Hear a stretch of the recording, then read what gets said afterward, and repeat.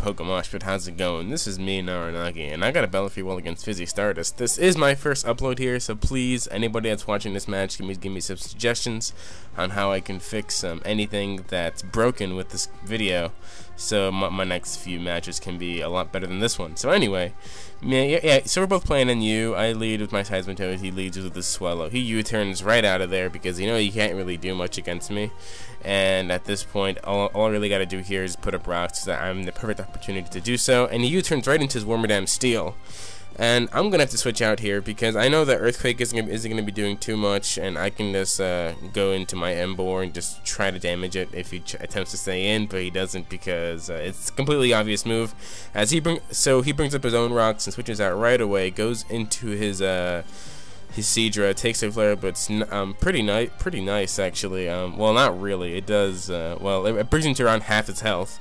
So I know that if he can switch out, come back in, take South Rock damage, and then die to another Flare Blitz. But here, I just go right into my Seismitoad. I do have the Water Absorb, take the Hydro Pump very nicely, and since he switches out, I know he's choice right there. So I go for the safe Earthquake on anything he brings in. He actually brings in his Wormadam Steel. So I'm seeing by the damage of the Earthquake, I know that maybe 2 or more can probably kill him.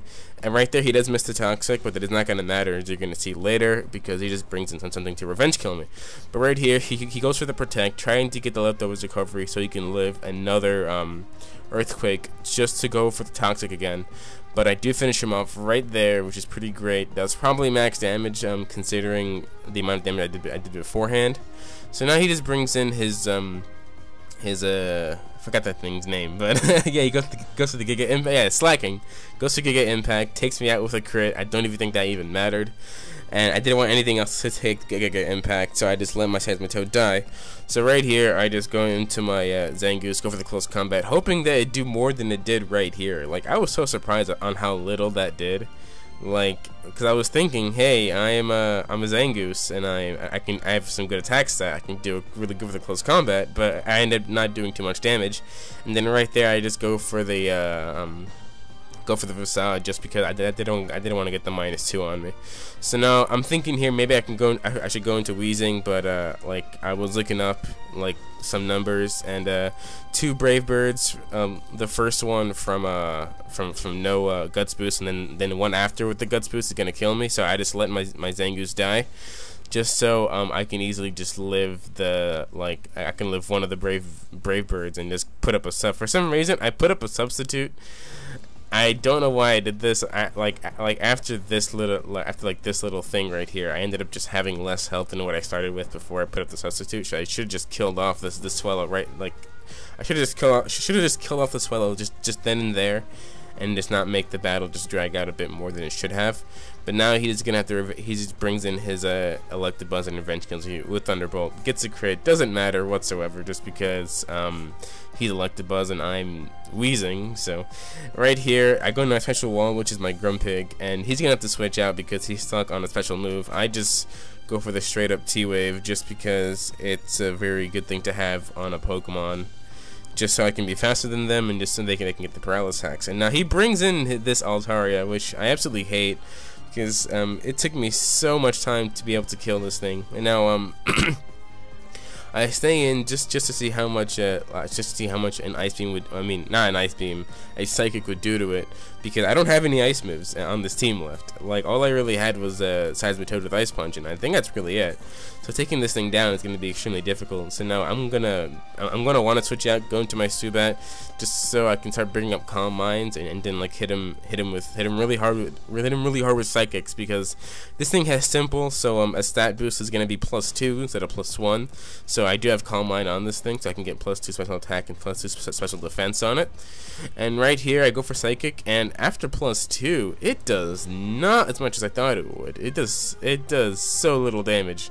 So I was really confused right there. So what I ended up wanting to do instead is instead of going for Psychic, I'll go for Air Slash because I do have the paralysis on him. But he breaks through, goes for Roar, which I did not see coming. So actually beating this Altaria down is going to be much harder because he does have Roost. I can probably get him down with like Psychic and Paralysis and like probably a special defense drop. but like the odds are kind of against me, like in terms of like getting the random like luck chances. So I go right there, I almost kill him, and then he gets off the roost. So it's gonna make gonna make the battle drag out a lot longer than it should have, because yeah, like, and I'm thinking to myself at this point, I should probably just bring in Emboar and like go for like a physical move on it, just because he's so much of a special wall. And right here, just to get rid of the paralysis that he has on his Altaria, he actually fodders out his Seadra, and it's gonna die to a Psychic. So now he brings in his Altaria back in. I go for Psychic just to see how much of it do. It did not do too much. He goes for Dragon Pulse and not Roost. I was kind of confused right there, but I think he thought he could live a second one, and he does. And then gets off the Roost at that moment, which is gonna be a lot more annoying to deal with, just because I can barely hurt this thing because he has Roar on it. So knowing that, I can't set up with Swoobat, and the Psychic is not going to be doing too much, so he has a lot of chances to be able to roost off all the damage. So now he roars me out into my Emboar, which is really what I wanted at this point.